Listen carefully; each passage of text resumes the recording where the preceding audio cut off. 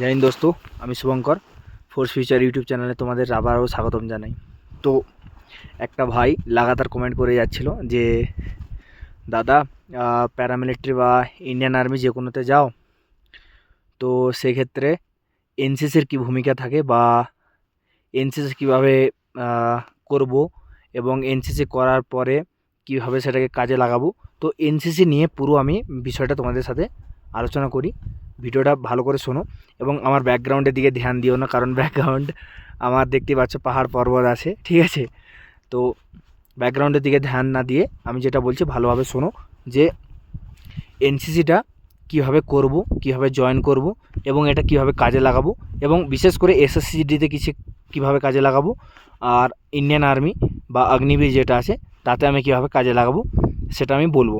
তো ফার্স্টেই বলবো যে এনসিসি সিলেকশান প্রসেসটা কীভাবে হয় বা এনসিসি কীভাবে করা যায়।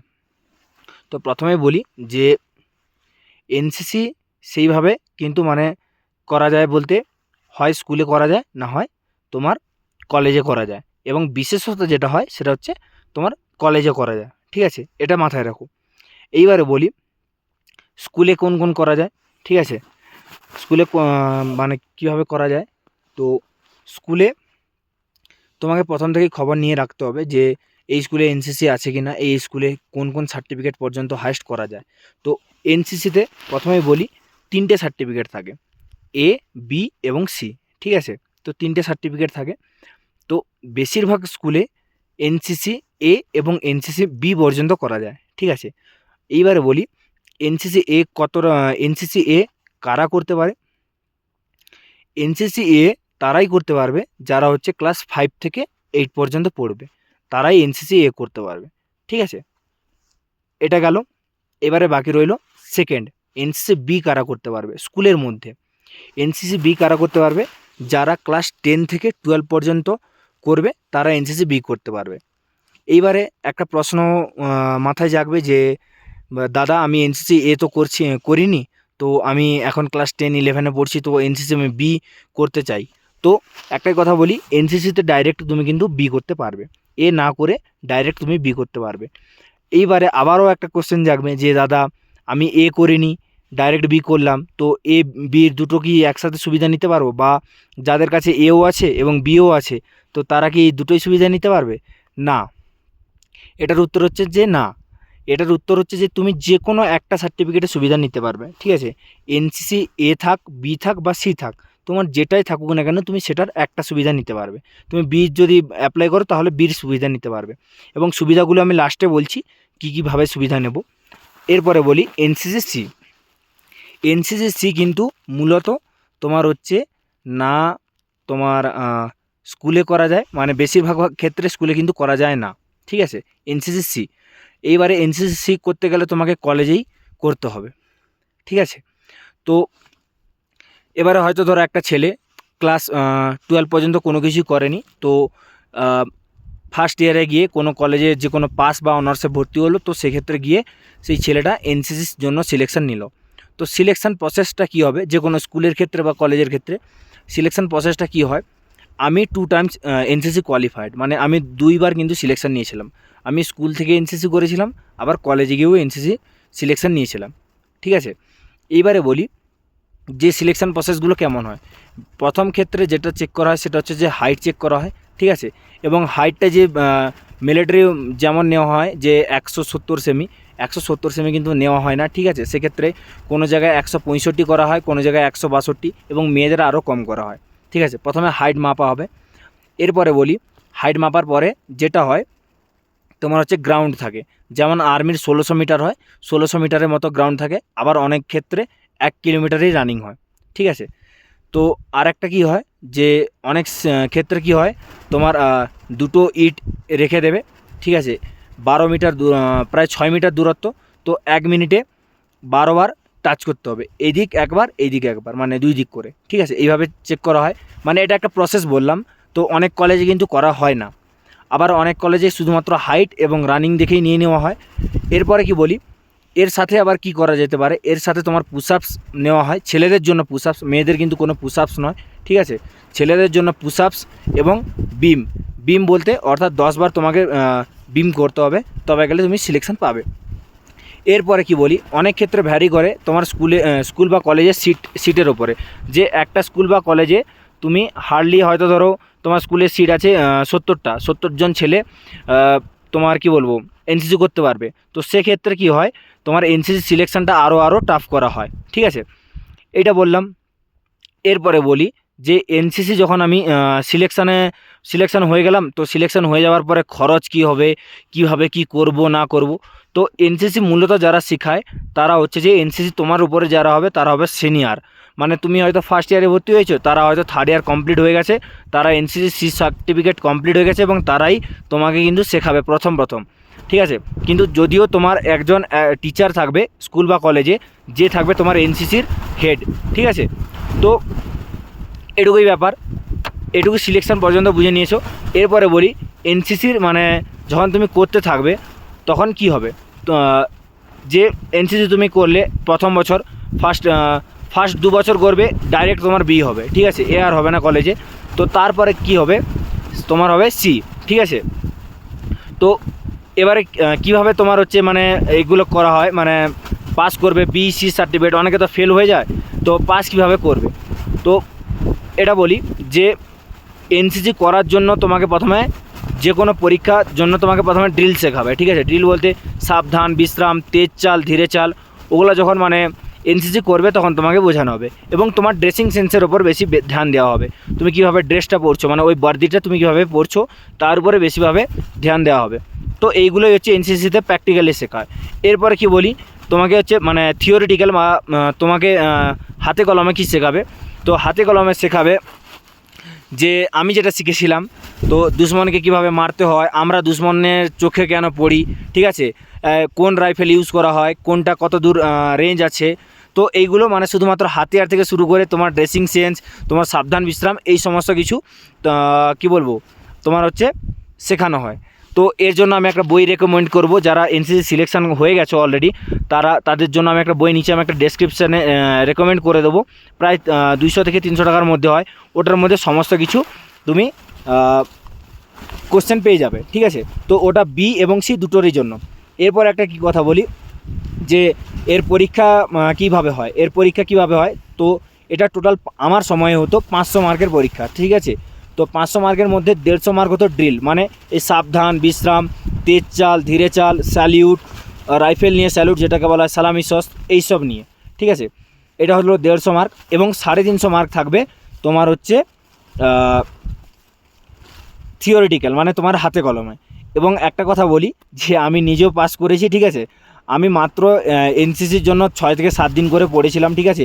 তো দুটোই আমার বি গ্রেডে আছে, মানে ওদের কি হয় আলফা, ব্র্যাভো, চার্লি 3টা গ্রেড থাকে, মানে এ বি সি, তো দুটোই আমার বি গ্রেডেই ছিল, ঠিক আছে। তো বেশি কোনো পড়ারই দরকার নেই, একদম নর্মাল কোশ্চেন আসে, দূষণ কাকে বলে, এগুলো, ঠিক আছে। এরপরে আরও একটা কোশ্চেন কি বলে যে এটা কিসে পরীক্ষা হয়।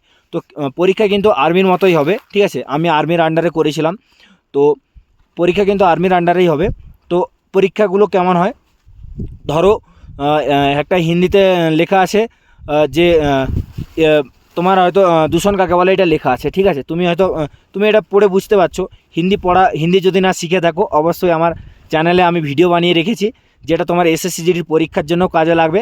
তোমরা গিয়ে অবশ্যই তোমরা দেখতে পারো হিন্দি কীভাবে শিখবো এবং স্কোর করতে পারো, স্কোর কীভাবে বাড়াবো সেটার জন্য আমি ভিডিও করেছি।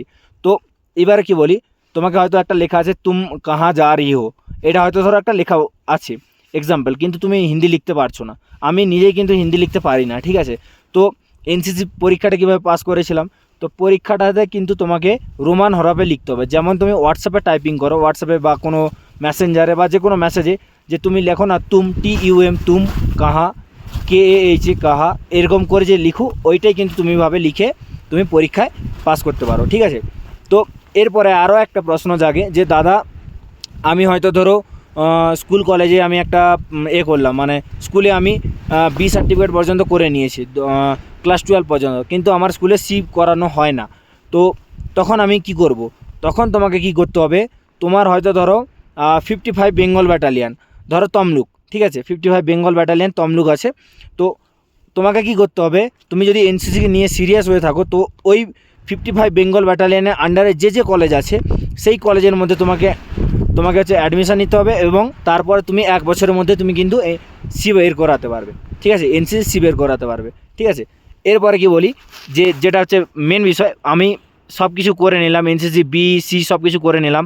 তো আর একটা কথা কি বলে রাখি, যে প্রতিটা পরীক্ষার আগে কিন্তু তোমাকে কিন্তু একটা করে ক্যাম্প খাটতে হবে, মানে ক্যাম্পে যেতে হবে, ক্যাম্পে গিয়ে প্র্যাকটিক্যালি তোমাকে করতে হবে সব কিছু পড়ানো। ওটা আর্মির আন্ডারে, তুমি যদি তোমার এনসিসির যে ব্যাটালিয়ানটা সেটা যদি তোমার আর্মির আন্ডারে হয় তাহলে তুমি আর্মির আন্ডারে যাবে, আর নেভি যদি হয় নেভির আন্ডারে যাবে, এবং এয়ারফোর্সের যদি আন্ডারে হয় তো এয়ারফোর্সের আন্ডারে যাবে। ও আর একটা কি বলি, এটা কোনো মাথা ব্যথা করানোর দরকার নেই, কারণ এটা তোমার স্কুল কলেজ থেকে সম্পূর্ণভাবে তোমাকে নিয়ে যাওয়া হবে, এবং তুমি যতদিন ক্যাম্পে থাকবে তার কিন্তু একটা ভালো টাকা অবশ্যই তোমার অ্যাকাউন্টে সরকার থেকে পাওয়া যাবে, ঠিক আছে। তো আমি এখন ধরেই নেব তুমি হয়তো ধরো এনসিসি সি কমপ্লিট করে আছো, বা বি কমপ্লিট করে আছো, বা তোমার কাছে এ কমপ্লিট করা আছে। তো প্রথমে এসএসসি জিডিতে সেটা কী কাজে লাগবে, তো এসএসসি জিডিতে সেটা প্রথমে কী কাজে লাগবে সেটা বলি, যে এসএসসি জিডিতে যদি তুমি থাকো তাহলে তুমি যদি তোমার কাছে এ সার্টিফিকেট থাকে তাহলে তুমি 2%, মাত্র 2% কিন্তু তুমি ছাড় পাবে, মানে 2% মার্ক তোমার পরীক্ষার ক্ষেত্রে অ্যাড হবে, ঠিক আছে।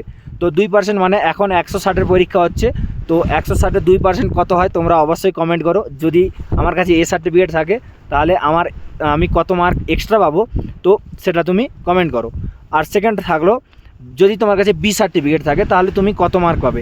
বি সার্টিফিকেট হচ্ছে 3%, মানে 4.8 মার্ক পাবে, এবং সি সার্টিফিকেট মানে 5%, ঠিক আছে। তো 5% মানে তোমরা অবশ্যই কমেন্ট করো, ঠিক আছে, যে 5% মানে তোমার 160-এর 5% কত হয়, এবং সেই মার্কটা তোমার কিন্তু পরীক্ষা বাদ দিয়ে এক্সট্রা যুক্ত হবে, ঠিক আছে। তো আমার নিজেরই 5% পেয়েছিলাম, মানে আমার এনসিসি সি সার্টিফিকেট ছিল, তো আমার 5% বেড়েছিল, ঠিক আছে।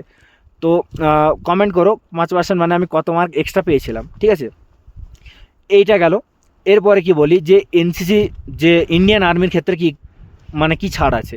তো ইন্ডিয়ান আর্মির ক্ষেত্রে এনসিসি সি যদি থাকে তোমার, আমি যখন পরীক্ষা দিতাম, তো এখন নতুন রুলস জানি না, নতুন রুলস যখন পরীক্ষা দিয়েছিলাম তো সেক্ষেত্রে ইন্ডিয়ান আর্মিতে জিডির কিন্তু পুরো পরীক্ষা মাফ ছিল, ঠিক আছে। এনসিসি সি যাদের থাকবে জিডির পুরো পরীক্ষা মাফ ছিল, শুধুমাত্র তোমাকে গ্রাউন্ড কোয়ালিফাই করতে হতো। কিন্তু বর্তমান যে নিয়ম, প্রথমেই হচ্ছে তোমাকে এনসিসি প্রথমেই তোমার পরীক্ষা হচ্ছে যেহেতু, তাহলে পরীক্ষা হবে এবং এনসিসিতে এক্সট্রা কিছু মার্ক দেওয়া হবে, ঠিক আছে। তো এটুকুই আমি তোমাকে একটু বিস্তারিত করে বললাম, ভিডিওটা অনেকটাই বড় হয়ে গেল, কিন্তু একটাই কথা বলবো, যে এই 7-8 মার্ক এর জন্য নিজের পা খারাপ করানোর দরকার নেই, পায়ে ড্রিল করতে হবে, কদম তাল করতে হবে, ঠিক আছে। যদি তুমি অবশ্যই ইন্টেলিজেন্ট হও তাহলে বলবো এই 8 মার্ক 3 বছর খাটে, মানে 3 বছর সময় নষ্ট করে তুমি 8 মার্ক পাওয়ার থেকে আমি বলবো তুমি ভালো করে পড়াশোনা করো, যেটা 2 মাসে, মানে 2 মাসেই তুমি কি বলবো, একদিনেই হয়তো যদি ভালো করে পড়ো তাহলে একদিনেই তোমার কিন্তু 8 মার্ক এক্সট্রা তুমি পেয়ে যাবে, ঠিক আছে। তো আমার এটা পার্সোনাল ওপিনিয়ন, কারণ আমি নিজেই এনসিসি করেছি, আমি নিজেই মানে 3 বছর এনসিসি করার পরে আমি সব কিছু জেনেই তোমাকে ওপিনিয়নটা দিচ্ছি একজন দাদা হিসেবে, এবং আমি চাই যে আমিও যেমনভাবে জব পেয়েছি তোমরাও পাও। তো আমি বলবো যে আমি এই যে এনসিসি আছে, এনসিসি যদি তুমি একটু ভালো পড়াশোনায় হও তাহলে অবশ্যই তোমার কিন্তু মানে পড়াশোনায় ফোকাস করো এনসিসি না করে, কারণ সেক্ষেত্রে তুমি মানে কি বলবো, সেক্ষেত্রে তুমি ভালো স্কোর করবে এবং ভালো পোস্ট পাবে। আর একটা কি বলবো, যে এনসিসি যদি তুমি এখন বর্তমানে করছো অবশ্যই চেষ্টা করবে কখনো র্যাঙ্ক বাড়ানোর চেষ্টা করবে না, মানে কাঁধে একটা ফিতি লাগিয়ে দিলাম 1টা 2টো 3টে, যে মানে জুনিয়র আন্ডার অফিসার তারপর সিনিয়র আন্ডার অফিসার এইসব হওয়ার লাভ নেই, কারণ এই র্যাঙ্ক তুমি পেয়ে গেলে কিন্তু পরে কিন্তু কী হবে, তোমাকে কিন্তু তোমার জুনিয়রদের শেখানোর জন্য তোমাদের কলেজ তোমাদের স্কুল থেকে ইনভাইট করা হবে, যার ক্ষেত্রে তুমি কিন্তু না করতে পারবে না। আর যদি তুমি সেখানে শেখাতে যাও, হ্যাঁ তোমার মজা লাগবে যে তুমি ছোটো ভাইদের শেখাচ্ছ, ছোটো বোনদের শেখাচ্ছ, কিন্তু একটা কি, তুমি কিন্তু তোমার নিজের সময়টা নষ্ট করবে, এবং তুমি কি করবে, তোমার পরীক্ষার জন্য, তোমার লাইফ ক্যারিয়ারের জন্য কিন্তু তোমার সময়টা নষ্ট করে তুমি সেখানে দেবে, যেটার প্রতিফল হিসেবে অনেক খারাপ হতে পারে। তো আমি অনেকটা ভিডিওটা বড় করে বললাম, দেখা হচ্ছে নেক্সট ভিডিওতে। জয় হিন্দ, জয় ভারত।